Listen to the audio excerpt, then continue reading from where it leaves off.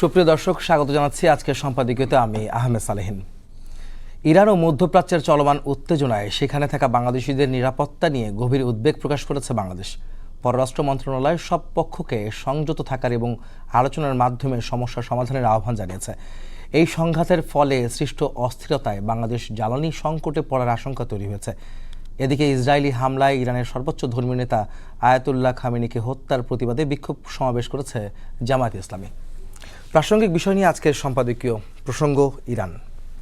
এই বিষয়ে কথা বলতে স্টুডিওতে উপস্থিত আছেন শামসুজ্জামান দুদু, ভাইস চেয়ারম্যান বিএনপি, এবং ডেল এইচ খান, আন্তর্জাতিক নিরাপত্তা বিশ্লেষক ও মহাসমন্বয়ক জনতার দল, ও অ্যাডভোকেট আল মামুন রাসেল, রাজনৈতিক বিশ্লেষক।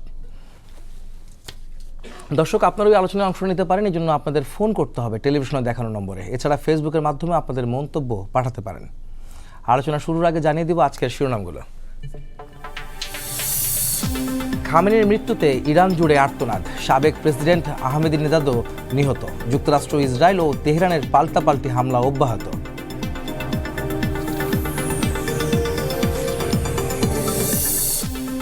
ইরানের হামলায় আমিরাতে এক বাংলাদেশি নিহত, কুয়েত বিমানবন্দরে আহত 4, প্রবাসীদের নিরাপত্তায় গুরুত্ব প্রধানমন্ত্রীর, ফ্লাইট বাতিলে ভোগান্তি কমানোর চেষ্টা।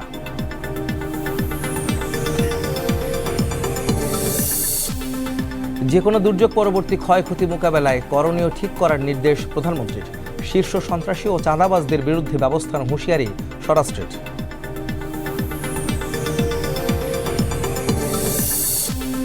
রমজানের পরে সিটি কর্পোরেশন নির্বাচনের কাজ শুরুর পরিকল্পনা ইসির, স্থানীয় নির্বাচন দলীয় প্রতীকে কিনা সংসদের সিদ্ধান্তের অপেক্ষায় কমিশন।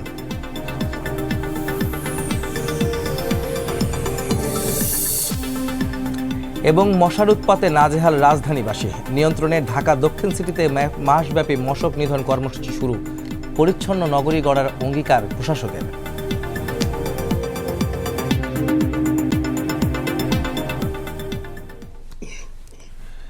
ইরান ও মধ্যপ্রাচ্যে যে উত্তেজনা তৈরি হয়েছে ইরানি হামলার ঘটনায়, সেই বিষয়গুলি নিয়ে আমাদের মধ্যপ্রাচ্যে বহু বাংলাদেশি যারা রয়েছেন, প্রবাসী বাংলাদেশি সহ, সেসব বিষয় নিয়ে আজকে কথা বলবো, যেখানে তাদের নিরাপত্তা ঝুঁকির মধ্যে রয়েছে। আর সেসব বিষয় নিয়ে অতিথিদের সাথে কথা বলবো। আমাদের প্রসঙ্গ রয়েছে আজকে ইরান প্রসঙ্গ আসলে মূলত। শামসুজ্জামান দুদু ভাই, আপনার কাছে যেতে চাই প্রথমেই, সেটা হচ্ছে যে ইরান ইসরায়েলের যে উত্তেজনা তৈরি হয়েছে মধ্যপ্রাচ্যে থাকা যারা প্রবাসী যারা রয়েছেন, তাদের নিরাপত্তা নিয়ে সরকার কী ধরনের পদক্ষেপ নিচ্ছে, আপনি যদি একটু বলতেন। আপনাকে ধন্যবাদ। এই যুদ্ধ শুরুর পরপরে ইতিমধ্যে আমরা 24 ঘন্টা না যেতে একজন বাংলাদেশিকে আমরা হারিয়েছি। এটা বেশ একটা মর্মান্তিক ঘটনা। আমাদের অনেক বাংলাদেশি যাদের কাছ থেকে আমরা রেমিটেন্স হিসাবে অর্থ পেয়ে থাকি, অর্থাৎ শুধু যে ইরানের যুদ্ধের কারণে ইসরায়েলের সঙ্গে যুদ্ধ হচ্ছে এমনটা না, কিন্তু পুরো মধ্যপ্রাচ্যই যুদ্ধের সঙ্গে জড়িয়ে গেছে। এমন কোনো দেশ, সৌদি আরব সহ, নেই যারা ইরান কর্তৃক আক্রান্ত হয় নাই, অথবা মিডল ইস্টের অধিকাংশ দেশ যাদেরকে মিত্র মনে করে তাদের সঙ্গে যে সম্পর্ক, সেই সম্পর্কের কারণে ইরানের এই আক্রমণের মুখোমুখি তারা পড়েছে। অনেক বিশ্লেষক কিন্তু ইতিমধ্যেই বলেছে যে এই যুদ্ধটা সহজে মীমাংসা হবে তারা মনে করছে না, অর্থাৎ বৃহৎ পরিসরে এই ঘটনাগুলো আরও ছড়িয়ে পড়তে পারে। সেই ক্ষেত্রে বাংলাদেশের পদক্ষেপ অত্যন্ত প্রশংসনীয় বলে আমি মনে করি, যে তাৎক্ষণিকভাবে সকল পক্ষকে সংযত আচরণ এবং আলাপ আলোচনার মধ্য দিয়ে একটি যৌক্তিক অবস্থায় পৌঁছানোর আহ্বান জানানো হয়েছে, খুব তড়িৎ। কিন্তু তো মুসলিম দেশ হিসাবে বা মুসলিম প্রাধান্য দেশ হিসাবে অন্যান্য দেশগুলো সিদ্ধান্ত গ্রহণের আগেই কিন্তু বাংলাদেশ এই পররাষ্ট্র মন্ত্রণালয়ের যে বিবৃতি, এটা আমি ব্যক্তিগতভাবে মনে করি অত্যন্ত সংযত এবং খুবই গ্রহণযোগ্য। আমরা জানি অতীতে যখন ইরাক, কুয়েতের ঘটনা ছিল, শহীদ রাষ্ট্রপতি জিয়া রহমানের সময়ও তিনি নিজে মিডল ইস্ট ক্রাইসিসে অত্যন্ত দক্ষতার একটা ভূমিকা তিনি রেখেছিলেন। তো তারই উত্তরসূরি হিসাবে যেন তারেক রহমান সাহেব এখন যে সিদ্ধান্তটা আজকে প্রকাশ করেছেন প্রধানমন্ত্রী হিসাবে বা রাষ্ট্রীয়ভাবে পররাষ্ট্র মন্ত্রণালয়ের পক্ষ থেকে, আমার মনে হয় মুসলিম জনাধিক্য দেশের তৃতীয় অবস্থানে আমরা থাকলেও আমাদের ভূমিকাটা এখন খুবই গুরুত্বপূর্ণ হিসাবে দেখা দেবে। সেই ক্ষেত্রে সরকার যে উদ্যোগ নিয়েছে আমি মনে করি এই উদ্যোগের প্রেক্ষিতে এগোনো উচিত। ইরান আমাদের বন্ধু দেশ, অন্যান্য দেশগুলো আমাদের বন্ধু দেশ।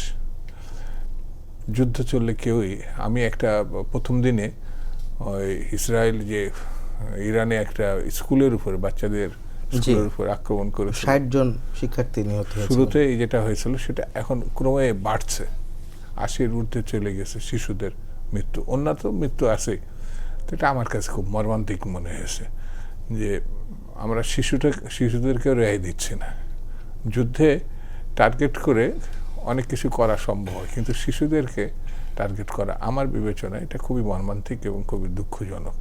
তবে যুদ্ধ বাদলে কেউই নিরাপদ থাকে না, এবং এটি কোন জায়গায় গিয়ে শেষ হবে এটা বলা মুশকিল। আর এইসব দেশগুলো পারমাণবিক শক্তির অধিকারী আছে অথবা নেই, তো পারমাণবিক বিষয়টিও মাথায় রাখা উচিত। সেহেতু এটা ভয়ঙ্কর এবং বিপজ্জনক। রাশিয়া এবং চীন এই ক্ষেত্রে বড় ভূমিকা পালন করতে পারে বলে আমার ধারণা। তো সব মিলে যুদ্ধ মানুষের কখনো ভালো কিছু বয়ে আনে এটা আমার কাছে মনে হয় না।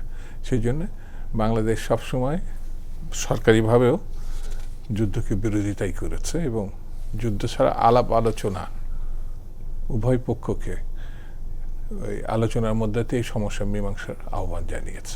এখানে একটা বিষয়, সেটা হচ্ছে যে সরকারের পক্ষ থেকে বা প্রধানমন্ত্রী যে নির্দেশনা দিচ্ছেন বা যে বিবৃতি দিচ্ছেন যে যারা প্রবাসী আমাদের রয়েছেন তাদের নিরাপত্তার জন্য তারা কিছু করণীয় কাজ করছেন, কিন্তু প্রবাসীদের থেকে দায়িত্ব রয়েছে তারা আসলে কখন কোথায় নিরাপদ থাকবেন বা কী অবস্থায় থাকবেন, যেসব জায়গায় ঝুঁকিপূর্ণ জায়গায় সেসব জায়গায় আসলে তাদের দায়িত্ব কি থাকবে প্রবাসী যারা রয়েছেন আমাদের মধ্যে? এখানে আমাদের প্রতিটি দেশে দূতাবাস আছে, ইতিমধ্যে তারা কিন্তু কাজও শুরু করেছে, কিন্তু সবাই তো কোনো না কোনো প্রতিষ্ঠানের কাজের সঙ্গে যুক্ত। কিন্তু যুদ্ধটা যখন শুরু হয়েছে, নিরাপদ বা বেঁচে থাকার বিষয়টি একটি নিজস্ব উদ্যোগ এবং সরকারের সঙ্গে যোগাযোগ সম্পর্কিত, অর্থাৎ দূতাবাসের সঙ্গে সম্পর্কিত সিদ্ধান্তগুলো তাদেরকে রক্ষা করতে পারে। সেই কারণে সরকারের উদ্যোগ থাকলেই সব কিছু সফল হবে এমন না, কিন্তু যাদের জন্য এই উদ্যোগ তাদেরকে আবার সাড়া দিয়ে পরিস্থিতি বিবেচনায়, আমি কোনো কিছুই নেই যে আমার চাকরিটা রক্ষা করার জন্যে, এটা গুরুত্বপূর্ণ, নো ডাউট। বিদেশে একটা চাকরির অনুপস্থিতিতে সে যদি চাকরিটা হারায় তাহলে তো তার জন্য আরও বিপজ্জনক। সব মিলিয়ে তাকে সিদ্ধান্ত নিতে হবে, আগে বেঁচে থাকা, তারপরে অন্য কিছু। জি, দেলেজ খান, নিরাপত্তা বিশ্লেষক, আপনি একটু জানাবেন আমাদেরকে যে মধ্যপ্রাচ্যে যে সর্বাত্মক যুদ্ধের পরিস্থিতি তৈরি হয়েছে, এটা কি এখন শুধু মধ্যপ্রাচ্যের মধ্যে সীমাবদ্ধ থাকবে বা ইরান ইসরায়েলের মধ্যে থাকবে নাকি সমস্ত জায়গায় ছড়িয়ে যাবে, যদি আপনি একটু বিশ্লেষণ করেন? ধন্যবাদ আপনাকে, ধন্যবাদ আমাদের বিজ্ঞ সহ আলোচক যারা আছেন তাদের দুজনকে ধন্যবাদ জানাচ্ছি, এবং ধন্যবাদ জানাচ্ছি আপনার এই চ্যানেলের এই প্রোগ্রামের যারা দর্শক আছে তাদেরকে।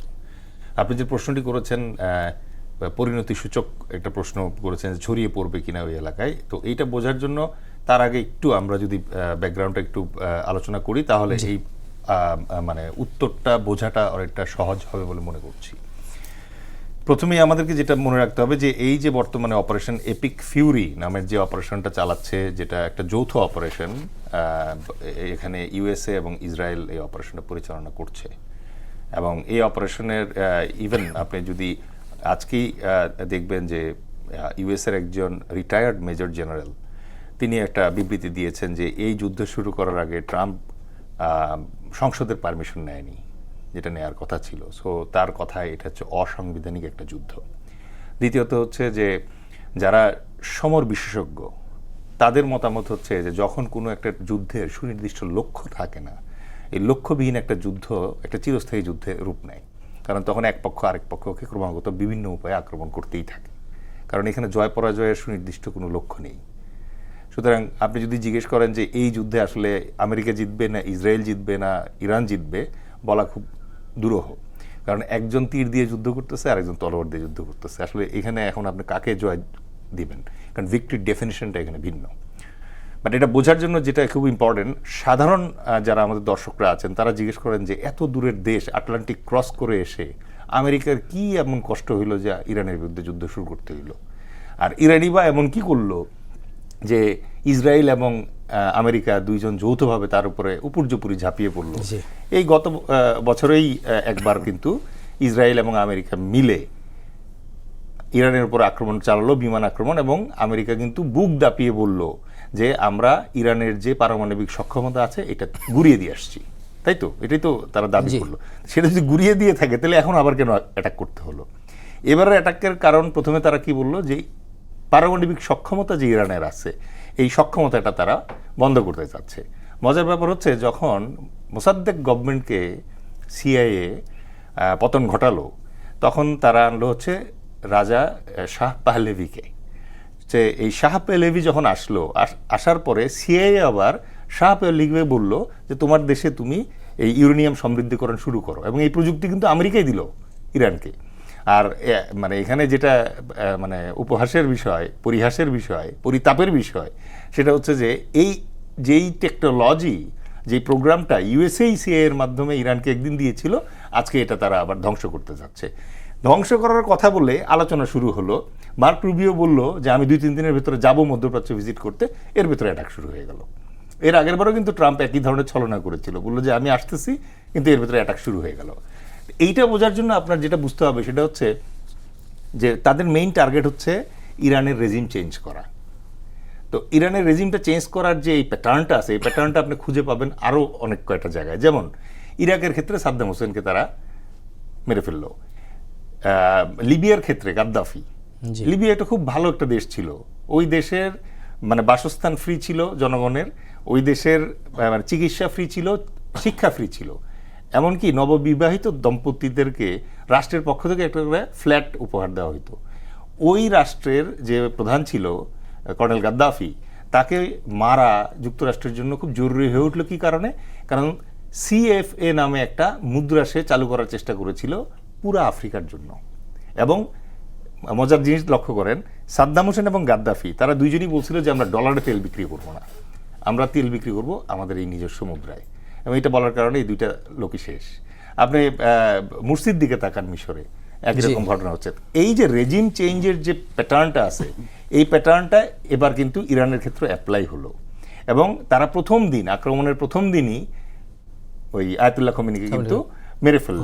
কিন্তু এখানে আবার একটা ইন্টারেস্টিং টুইস্ট আছে, সেটা হচ্ছে যে মানে এই সাদ্দাম হোসেনের কেস থেকে, কর্নেল গাদ্দাফির কেস থেকে ইরান একটা জিনিস শিখে ফেলছিল যে একক নেতৃত্বের উপরে যদি আমরা ভরসা করে আমাদের এই পরবর্তী রাজনীতি এবং ভূ রাজনীতি সাজাই, তাহলে এই একজনকে মেরে ফেললে পরে আমাদের কলাপস করতে হবে, যেরকম ইরাক কলাপস করেছিল, যেরকম লিবিয়া কলাপস করেছিল।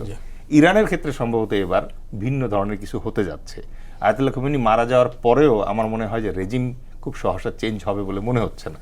আপনি কল্পনা করে দেখেন, মানবতার ফেরিওয়ালা আমেরিকা কি সুন্দর করে বলছে যে আমরা তোমার দেশ আক্রমণ করলাম এবং তোমার দেশের আমি ক্ষয়ক্ষতি করব, তোমরা সরকার চেঞ্জ করো।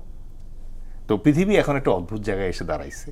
আপনি গাজায় যে পরিমাণ মানে ইসরায়েল এবং আমেরিকান সহায়তায় হাজার হাজার মানে নারী শিশু সহ এই মুসলমান ওখানে মানে হত্যা করা হয়েছে, এই হত্যা করতে করতে তারা বিশ্ব বিবেককে পাথর বানায় ফেলছে, এবং এখন এসে রেজিম চেঞ্জের দোহাই দিয়ে তারা ইরানকে আক্রমণ করছে।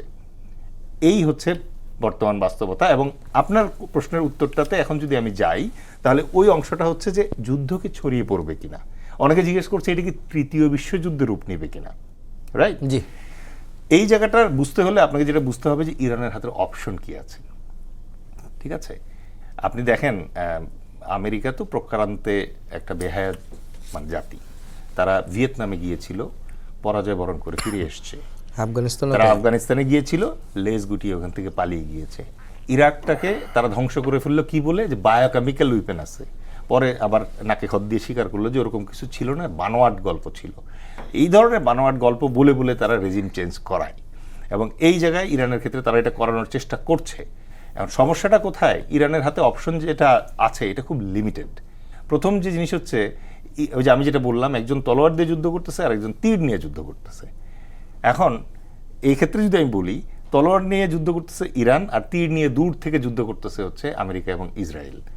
এখন অনেকে জিজ্ঞেস করতেছে এই যুদ্ধ কি ইউক্রেন রাশিয়ার মতো মানে প্রোট্রাক্টেড বা দীর্ঘস্থায়ী হবে কিনা। হওয়ার সম্ভাবনা আছে, আবার নাই। কারণ আপনি যদি যুদ্ধের পয়েন্ট অফ ভিউ থেকে বলেন তাহলে সেখানে তো একদিনে হচ্ছে তো একটা বিষয়, সেখানে তো হচ্ছে বা ইউক্রেন রাশিয়া তো দুইটা বর্ডার পাশাপাশি। আর এটাই বলতে একজন হচ্ছে চাচ্ছিলাম আমি, যে এখানে যুক্তরাষ্ট্র আমেরিকার ইরান তো সাথে অনেক অথবা দূরে। ইসরায়েলের সাথে কারোর সাথেই ইরানের বর্ডার নাই। Border নাই। তার মানে যুদ্ধটা হবে সংক্ষিপ্ত। এর আগের যুদ্ধটা যেরকম 10-12 দিনে শেষ হয়ে গেছিল, এবারে যুদ্ধটাও আপনি আশা করতে পারেন যেরকম 10-12 দিন পরে ওই ইউএসএ তার স্বঘোষিত একটা বিজয় উদযাপন করা শুরু করবে। কারণ তারা না, যদি না আবার তার সরকার যদি তাদের পছন্দের সরকার যদি না বসে, সেই ক্ষেত্রে না, তো আবার হতে পারে কিনা। এক্ষেত্রে আপনি ধরেন যেইটা দিয়ে এটা পরিমাপ করবেন সেটা হচ্ছে কিছুক্ষণ আগে দুদু ভাই যেটা বললো, যে এর আগে গালফ ওয়ারের সময় কি হয়েছিল। গালফ ওয়ারের সময় 3টা অপারেশন হয়েছিল। অপারেশন ডেজার্ট শিল্ড, যেটার মাধ্যমে প্রথমে সৌদি আরবে বহুজাতিক বাহিনী অবস্থান নিয়েছিল, তারপরে ছিল অপারেশন ডেজার্ট স্যাবের, ঠিক আছে। তার আগে যেটা হয়েছিল অপারেশন ডেজার্ট স্টর্ম। স্টর্ম মানে হচ্ছে ফার্স্টে বিমান বাহিনী দিয়ে, যে ইরানের উপর এখন যেটা করছে, এটা করে আগে ধ্বংস করে ফেলছিল ইরাকের সকল বিমান প্রতিরোধ ব্যবস্থা। ভুল করে একটা বোমা একটা স্কুলের উপরে পড়াতে 200 জন মানুষ মারা যখন গেল, তখন আন্তর্জাতিক চাপের কারণে তারা ডেজার্ট স্টর্ম বন্ধ করে দিল। বন্ধ করে দিয়ে তারা স্কার্ড হান্টে টার্ন নিল, এবং এরপরে তারা ফাইনাল যে অপারেশনটা করলো জেনারেল শোয়ার্টস্কফের মাধ্যমে, সেটা হচ্ছে অপারেশন ডেজার্ট স্যাবের, মানে হচ্ছে কুয়েত পুনর্দখল। এই ক্ষেত্রে আপনি ইরানের যুদ্ধের ক্ষেত্রে যে ডিফারেন্সটা দেখতে পাবেন সেটা হচ্ছে যে এখানে কিন্তু ওই বহুজাতিক বাহিনীর মতো করে কোনো বাহিনী বসানো হয় নাই। তার মানে boots are not on the ground. এখানে যেটা হয়েছে যে তারা বিমানবাহী বড় বড় এয়ারক্রাফট ক্যারিয়ার নিয়ে আসছে, ওখান থেকে এসে এবং ওখান থেকে মিসাইল মেরে ইরানে আক্রমণ করছে। এবং ইরানও এর প্রতিক্রিয়াতে যেটা করছে, কয়েকটা বিমান ঘাঁটিতে বিভিন্ন দেশে অলরেডি কয়েকটা হামলা বিমান করেছে। ঘাঁটিতে তারা হামলা করেছে। এবং এই জায়গায় আরেকটা মজার ব্যাপার, যেটা আন্তর্জাতিক যারা দর্শক আছে তারা এটা জানেন, সেটা হচ্ছে যে আপনি চিন্তা করেন যে সৌদি আরবে আমেরিকান ক্যান্টনমেন্ট আছে, ইরাকে আমেরিকান ক্যান্টনমেন্ট আছে, জর্ডানে আমেরিকান ক্যান্টনমেন্ট আছে, বাহরাইনে আমেরিকান ক্যান্টনমেন্ট আছে, কাতারে আমেরিকান ক্যান্টনমেন্ট আছে, কুয়েতে আমেরিকান ক্যান্টনমেন্ট আছে, ইউএইতে আমেরিকান ক্যান্টনমেন্ট আছে। এক ইরানের জন্য এতগুলো ক্যান্টনমেন্ট ওখানে আছে। এবং আপনি যদি পুরো যোগ দেন তাহলে প্রায় 8,000-9,000 মতো ইউএস ফোর্স ওখানে ডিপ্লয়েড আছে। যদিও ইরানের এখন আক্রমণের বাড়িয়েছে তো কারণে বলেছে। তাদের বড় একটা রাডার স্টেশন ধ্বংস হয়ে গেছে, আর এখন তো আরো একটু শক্তি বৃদ্ধি করছে। বাট তারপরেও এই শক্তি বৃদ্ধি করার পরেও আমার ব্যক্তিগত মতামত যেটা, সেটা হচ্ছে যে এই যুদ্ধটা আরো হয়তো 10-12 দিন চলবে। যেই সকল শর্ত আমেরিকা চাপিয়ে দিয়েছে ইরানের উপরে, এগুলো আসলে একটা মানার মতো শর্ত না। তো ইরান যেটা করবে, তার যে প্রক্সি আছে, হেজবুল্লাহ আছে, হুতিজ আছে ইয়েমেনের, গাজায় হামাস আছে, তাদের মাধ্যমে আবারও ওই প্রেশার ক্রিয়েট করতে থাকবে ইসরায়েলের উপরে। আর ইসরায়েলি লবি যেটা আছে ইউএসএতে, এইটাকে তুষ্ট করার জন্যই তো আমেরিকা বারবার এসে ইসরায়েলের সাথে মিলে এই ইরানের উপর বোমাবর্ষণ করে যায়। তো এই পরিণতি আরও কিছুদিন চলতে থাকবে। সবচেয়ে দুঃখজনক ব্যাপার হচ্ছে আজকে যেটা আমি দেখলাম যে হরমুজ অলরেডি ক্লোজ করা হয়েছে। তো হরমুজ প্রণালী যদি বন্ধ হয়ে যায় তাহলে আন্তর্জাতিক তেল বাজারে এর একটা প্রভাব পড়বে। আর বাংলাদেশে যেহেতু আসলে গন্ধ পেলে দাম বেড়ে যায়, মানে ওই যেই তেল আপাতত বন্ধ হয়েছে হরমুজে, ওটা তো বাংলাদেশে এসে পৌঁছায়। আমি এই প্রসঙ্গে আসবো আপনার কাছে। আমি আল মামুন রাসেল ভাইয়ের কাছে যেতে চাই, সেটা হচ্ছে যে মধ্যপ্রাচ্যের সংঘাত যদি দীর্ঘস্থায়ী হয়, তাতে করে বাংলাদেশের অর্থনীতিতে কি ধরনের প্রভাব বিস্তার করতে পারে? জি, অসংখ্য ধন্যবাদ সালিম ভাই চমৎকার প্রয়াসে আমাকে যুক্ত করার জন্য। সাথে আমার দুজন সহ প্যানেলিস্টকেও শুভেচ্ছা জানাচ্ছি এবং যারা দর্শক আছে তাদেরকে শুভেচ্ছা জানাচ্ছি। প্রথম কথা হচ্ছে এটা একটা বড় প্রভাব পড়বে যদি এক কথায় আমরা বলি। কেন পড়বে? ধরেন বাংলাদেশের এই 50-60% যারা আমাদের রিমিটেন্স যোদ্ধা আছে তারা কিন্তু মিডল ইস্টের উপর নির্ভরশীল। আপনি দেখেছেন যুদ্ধ গতকাল শুরু হয়েছে, এর মধ্যে আমাদের প্রায় শত শত ফ্লাইট, মানে শত শত যাত্রী এয়ারপোর্টে আটকে আছে। মানে আমাদের প্রচুর সংখ্যক 50-60% ও রিমিটেন্স যোদ্ধারা কিন্তু মিডল ইস্টে আছে। হ্যাঁ, এখন এটা যদি এই যুদ্ধটা যদি দীর্ঘস্থায়ী হয়, কেন যেন মনে হচ্ছে, আমার কাছে মনে হচ্ছে, আমি ভাইয়ের সাথে পুরোপুরি একমত না হলেও একটু দ্বিমত আছে, সেটা হচ্ছে যুদ্ধটা আমার কাছে কেন যেন মনে হয় একটু স্থায়ী হবে। কারণ আপনি দেখেছেন ইতিপূর্বে অনেকগুলো যুদ্ধ হয়েছে, প্রক্সি ওয়ার হয়েছে, অনেকগুলো যুদ্ধ হয়েছে। হরমুজ প্রণালী কিন্তু কখনো বন্ধ হয় নাই। সাময়িক বিঘ্ন হয়েছে, এক পক্ষ আরেক পক্ষ এই জাহাজে আক্রমণ করেছে, কিন্তু সরাসরি প্রত্যেকবার হুমকি দেওয়া হয়েছে হরমুজ বন্ধ করে দিব, হরমুজ বন্ধ করে দিব। কারণ ইরানের হরমুজ কিন্তু একটা বড় ট্রাম্প কার্ড। তাদের নিজের অর্থনৈতিক নিজের পার্সোনাল অর্থনীতির জন্য একটা ট্রাম্প কার্ড, আবার আমেরিকার মতো রাষ্ট্রকে হুমকি দেওয়ার জন্য বা ইউরোপ আমেরিকাকে হুমকি দেওয়ার জন্য একটা বড় ট্রাম্প কার্ড ছিল হচ্ছে হরমুজ প্রণালী। কারণ পৃথিবীর বড় শতাংশ তেল এই প্রণালী দিয়ে, এই ছোট্ট 20-22 কিলোমিটার যে প্রণালীটা আছে এদিক দিয়ে যায়। কিন্তু এবং ইরানের একটা বড় অর্থনীতির বড় একটা চাপ, এই চাপটা প্রেশারটা নেয় হচ্ছে হরমুজ প্রণালীর যে অর্থনৈতিক যে আয়টা হয়। এরপরও তারা যখন বন্ধ করেছে, বুঝে নিতে হবে তারা একবারে যুদ্ধের মধ্যে কিন্তু আসলে নেমে গিয়েছে। কারণ খামিনি যে ব্যক্তিটা ছিলেন, এই ব্যক্তিটা যেমন তাদের এর আগে তাদের নিরাপত্তা প্রধানকে মারা হয়েছে, তাদের প্রেসিডেন্টকে হত্যা করা হয়েছে, কিন্তু খামিনি হচ্ছে ওদের কাছে একটা আধ্যাত্মিক নেতা এবং শুধুমাত্র ইমাম খামিনির গ্রহণযোগ্যতা শুধুমাত্র ইরানে না, আপনি যতগুলো আশেপাশে মিডল ইস্টে যতগুলো রাষ্ট্র আছে বা মুসলিম বিশ্বের কাছে একটা বড় ধরনের মুসলিম বিশ্বে একটা গ্রহণযোগ্যতা আছে।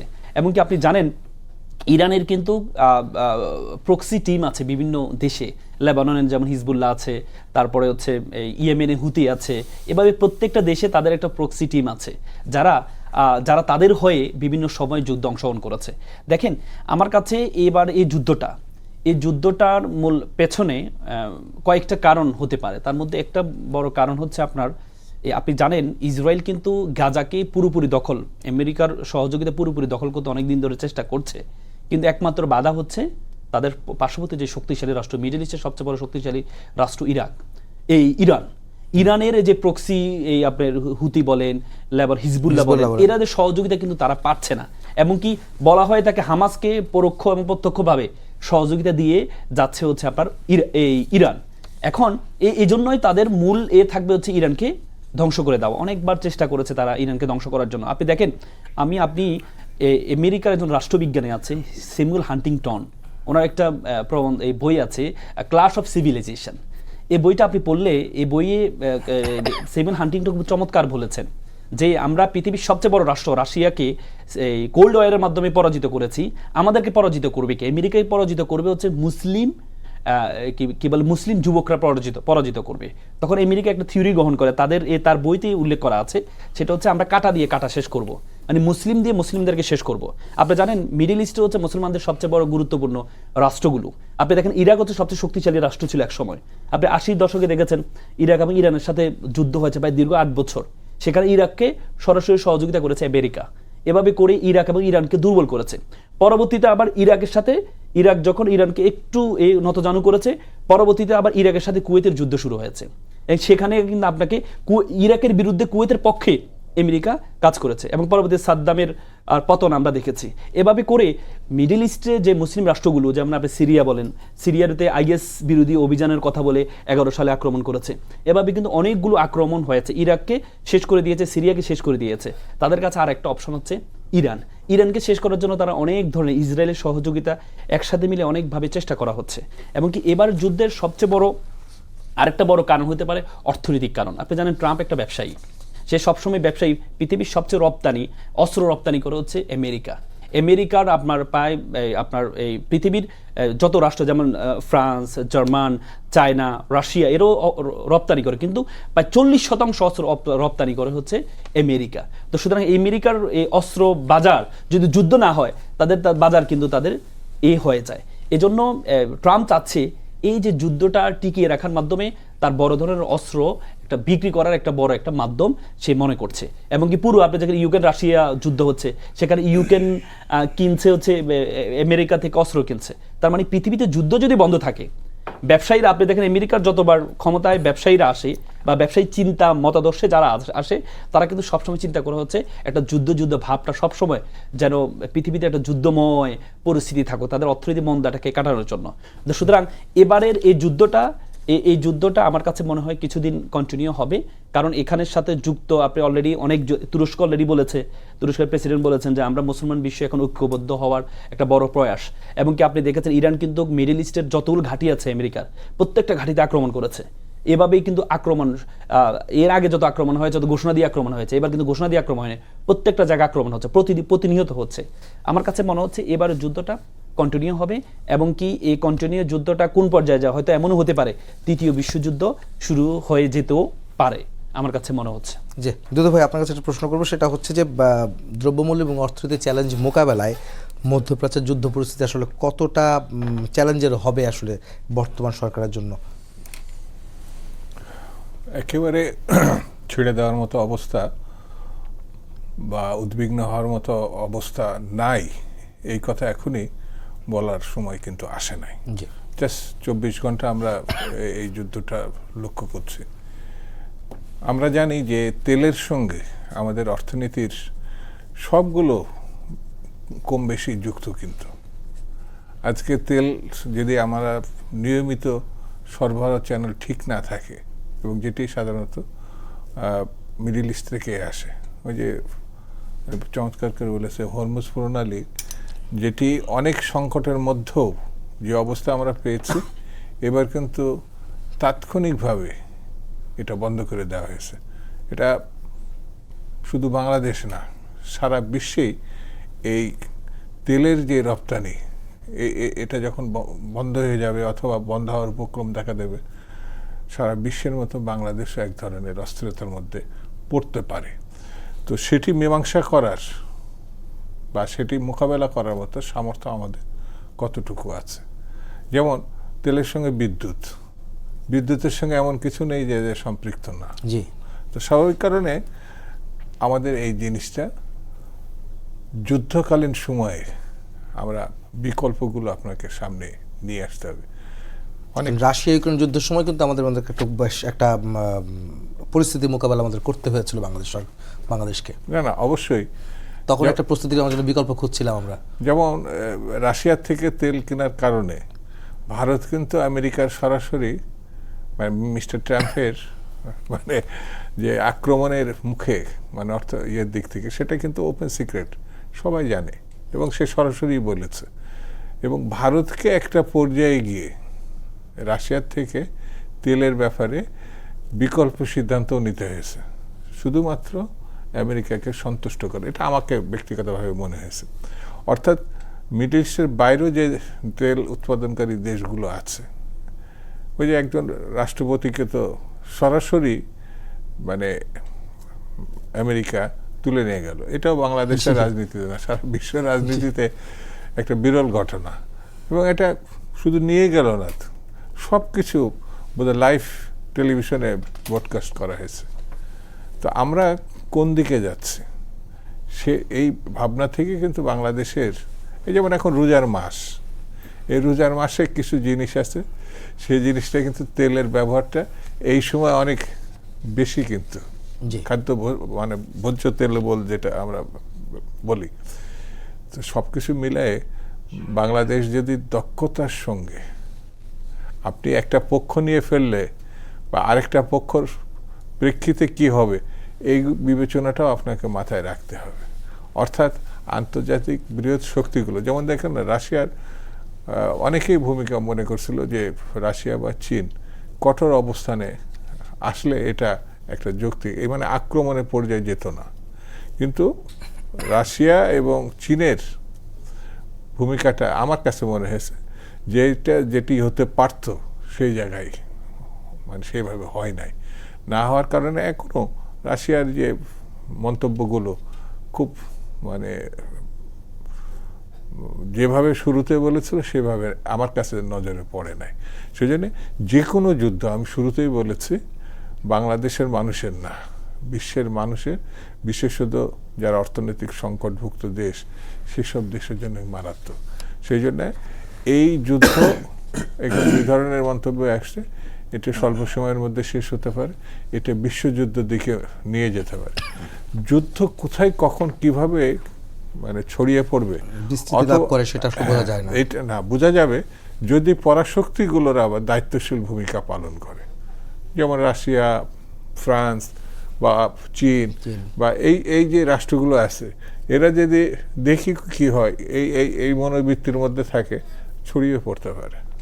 আর যদি তারা কঠোর হয়, তাহলে পরে তাদেরকে বাদ দিয়ে বিশেষত আমেরিকা ওই ইসরায়েলকে শুধু সঙ্গে নিয়ে এটাকে এগিয়ে নিয়ে যেতে পারবে, এটা আমার কাছে মনে হয় না। সেই জন্যে পরাশক্তির ভূমিকাও এই ক্ষেত্রে যুদ্ধ নিয়ন্ত্রণের জন্য অত্যন্ত গুরুত্বপূর্ণ। আপনি যখন বলছিলেন আর যখন আমাদের দুই ভাই অতিথি বলছিলেন যে আসলে হরমুজ পণ্য যখন বন্ধ হয় তখন আসলে জ্বালানি সংকট বা এইসব বিষয়গুলো আসলে রপ্তানি আমদানিতে একটা ব্যাঘাত ঘটে। আর যেহেতু আমরা বাংলাদেশ আমদানি নির্ভর অনেক কিছুতেই, সেখানে আজকে পররাষ্ট্র উপদেষ্টা প্রধানমন্ত্রী হুমায়ুন কবির তিনি বলেছেন যে আমাদের কাছে পর্যাপ্ত তেল মজুত রয়েছে, তারপরও কি আমরা সন্তুষ্ট থাকতে পারি যদি যুদ্ধ দীর্ঘায়িত হয়?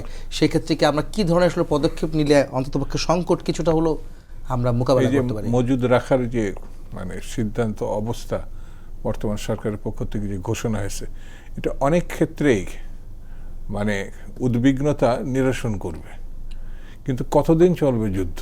এটাই যদি আবার বর্তমান সরকার, বিশেষত এখনকার সরকার যেটা 10-12 দিনের সরকার, মানে প্রস্তুতি নেওয়ার আগেই কিন্তু একটা যুদ্ধের মুখোমুখি পড়ে গেছে আন্তর্জাতিকভাবে। তো এর মধ্যে আমাদেরকে বিকল্প ব্যবস্থা, অর্থাৎ যেটা আছে আমাদের হাতে তার থেকেও বিকল্প ব্যবস্থাটাও আমাদের মাথায় রাখতে হবে, অর্থাৎ মজুদের পরিমাণ বাড়াতে হবে।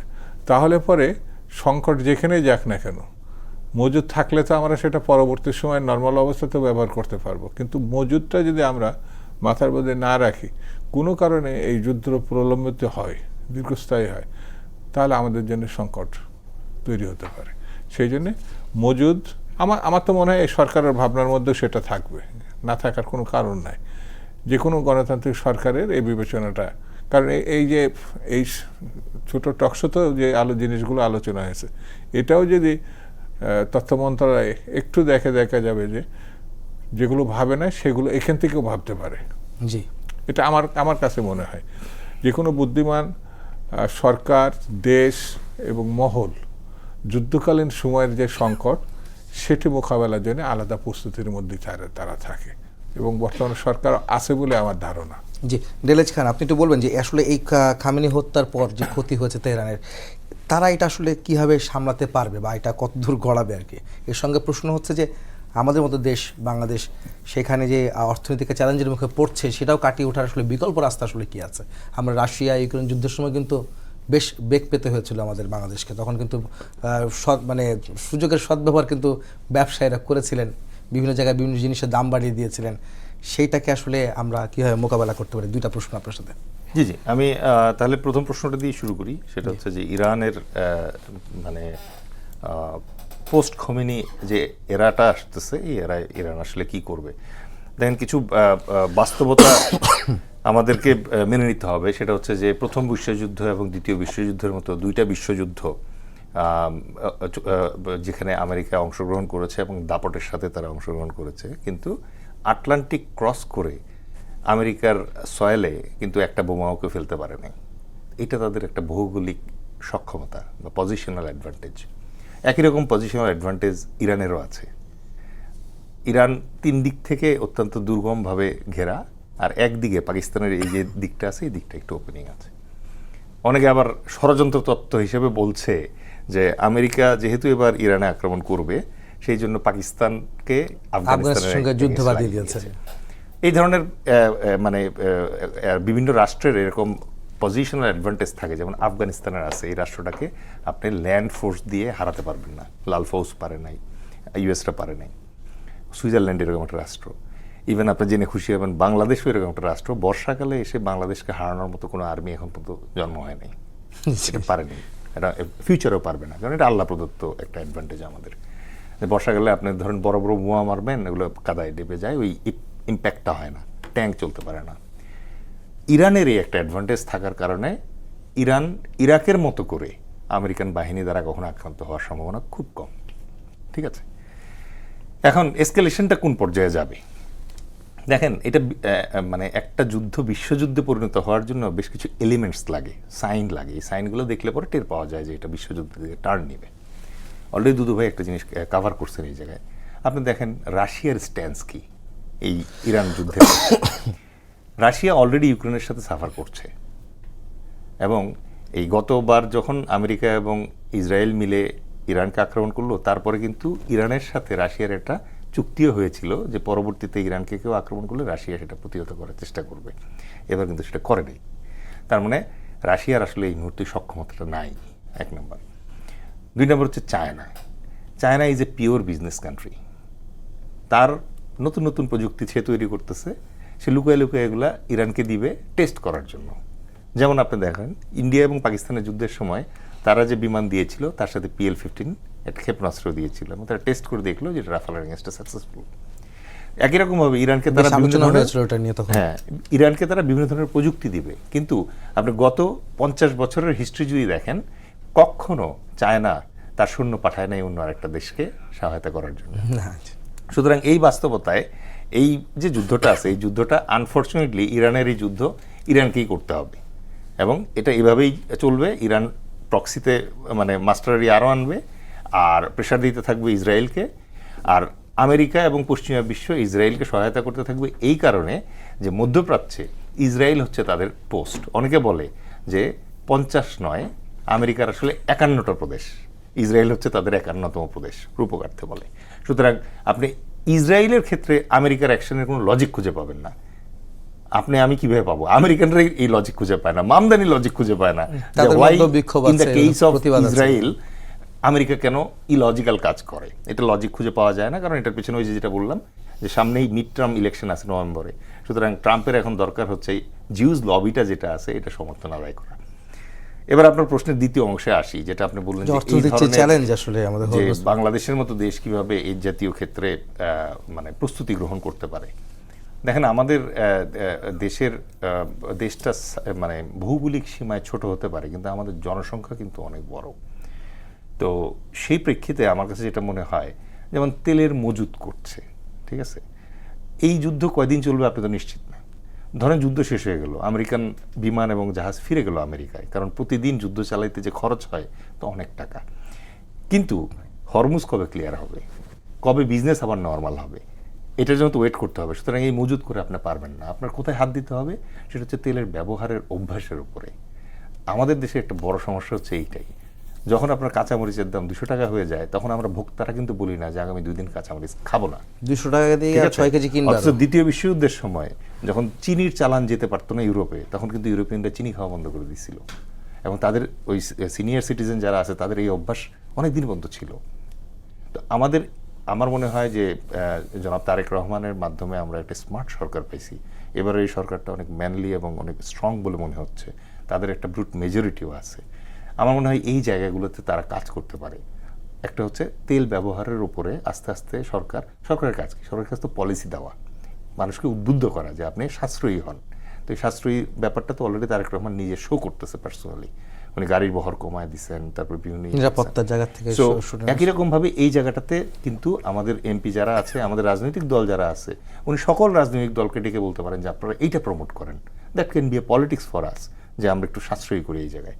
2 নম্বরে যেটা হচ্ছে আমাদের প্রবাসী যারা বাইরে আছে, তাদের ব্যাপারে আমার মনে হয় এখন সময় হয়েছে একটু অ্যাকাউন্টেবল হওয়ার জন্য। দীর্ঘদিন আমাদের মনে করেন যে আমাদের প্রধানমন্ত্রী এবং আমাদের স্বরাষ্ট্রমন্ত্রী তারা প্রবাসী ছিলেন। সুতরাং তাদের সেই অভিজ্ঞতার প্রেক্ষিতে প্রবাসীদের কষ্টটা এখন বোধহয় বোঝা উচিত। আমাদের উচিত এই যে ইরানের যে গন্ডগোল আছে এবং ইরানের আশেপাশে যে কান্ট্রিগুলোতে আমাদের ম্যাক্সিমাম মনে করেন যে এই ফরেন রেমিটেন্স পাঠায় যারা এই প্রবাসীরা আছে, তাদের আস্তে আস্তে দূতাবাসের মাধ্যমে এই ব্যাপারগুলোতে মনে হয় একটু সচেতনতা আনা সম্ভব। যে যখন অ্যাটাকটা হয়, ইরান কিন্তু ওই কোনো একটা দেশের সাধারণ এলাকায় বোমা মারে নাই, প্রত্যেকটা হচ্ছে সামরিক ঘাঁটিতে টার্গেট করছে। তাহলে আপনার একটা ওয়ার্নিং যদি থাকতো যে ভাই আপনারা সামরিক ঘাঁটিতে যদি বাংলাদেশের কেউ কর্মরত থাকেন, আপাতত আগামী 3 দিন পরবর্তী আদেশ না দেওয়া পর্যন্ত দূতাবাসে এসে আশ্রয় নেন, তাহলেই তো হতো। এই জিনিসগুলো আমার মনে হয় যে এখন আমাদের রিথিঙ্ক করার সময় আসছে এবং আমার কেন জানি ভেতর থেকে আমি একটা আস্থা পাই যে এই সরকার চাইলে এই জিনিসগুলো বোধহয় করা সম্ভব এবং আমরা এই ডিসিপ্লিনটা আনতে পারবো। আমাদের মানুষ আছে, জনগণ আছে, সুতরাং এই জনগণকে যদি আমরা জনসম্পদে পরিণত করতে পারি, তাহলে ইরানের যুদ্ধের কারণে আমাদের এখানে এতটা তটস্থ হওয়ার দরকার নাই। জি, ধন্যবাদ। আলম রাসেল ভাই, আপনি একটু বলবেন যে আসলে অর্থনীতির চ্যালেঞ্জ যেটা আপনি যে বলছিলেন কিছুক্ষণ আগে, এবং আমাদের 2 সহ আলোচকও কিন্তু একই কথা বলেছেন যে বিকল্প রাস্তা তৈরি করা বা বিকল্প আমদানির পথ খোঁজা এবং মজুত বাড়ানো। আপনি কি কোনো তৃতীয় কোনো তত্ত্ব আসলে আপনার কাছে আছে কিনা বা কোনো ধারণা আছে কিনা? দেখেন, প্রথম কথা হচ্ছে বলা হয় থাকে আমাদের দেশ 3টা আরের উপর নির্ভর করে। এক হচ্ছে রেমিটেন্স, আর হচ্ছে রেডিমেড গার্মেন্টস, আর একটা হচ্ছে রাইস মানে চাল বা আমাদের।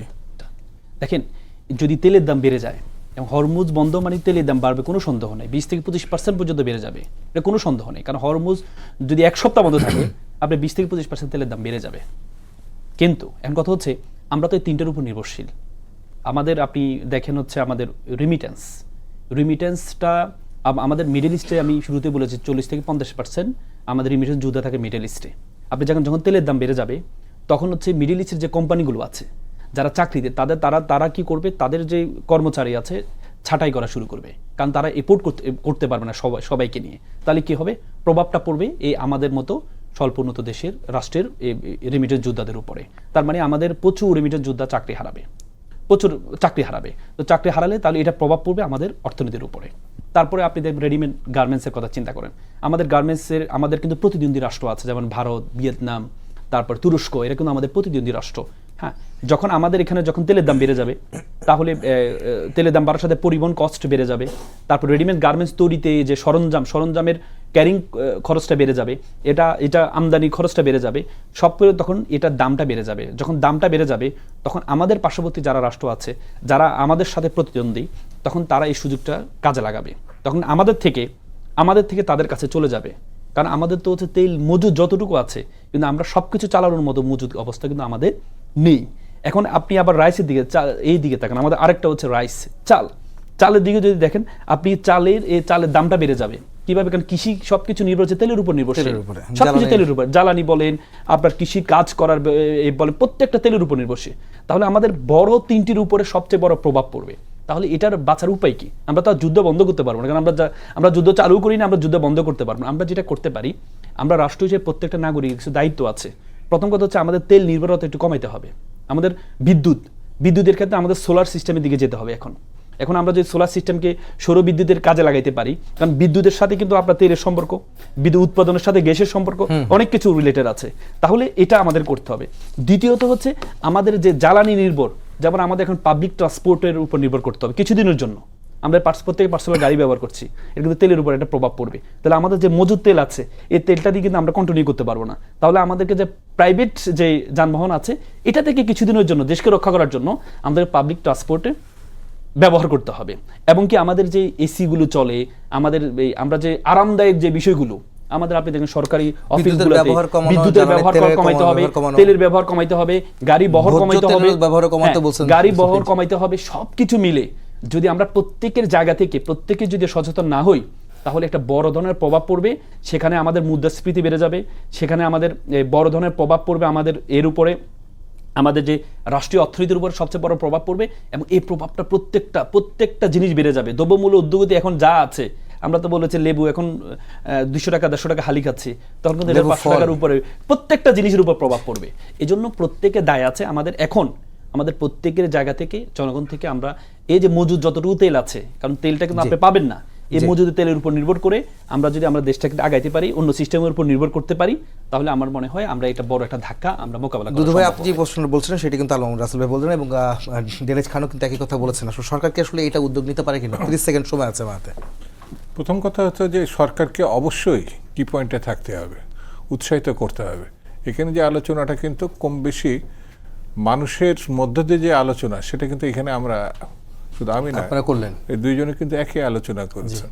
অর্থাৎ জরুরি মুহূর্তে যে জিনিসগুলো আমরা স্বাভাবিকভাবে এড়িয়ে গেলে পরে রাষ্ট্রের মানে জরুরি অবস্থা এভাবে বলছে যে এই যে যুদ্ধটা লাগছে, হরমুজ প্রণালী, এইসব বিষয়ে আমরা যদি সাশ্রয়ী অবস্থায় নিজেকে নিয়ে দাঁড় করাতে নেই, আমার একটা গাড়ি আছে বা তার একটা গাড়ি আছে, তাহলে হয়তো আমরা আসলে এই শঙ্কা থেকে বেঁচে যাব। অবশ্যই বেরোতে পারি। আপনাদের তিনজনকে ধন্যবাদ জানিয়ে শেষ করছি আজকের সম্পাদকীয়। আগামীকাল আবার দেখা হবে একই সময়ে একই সময়। শুভরাত্রি।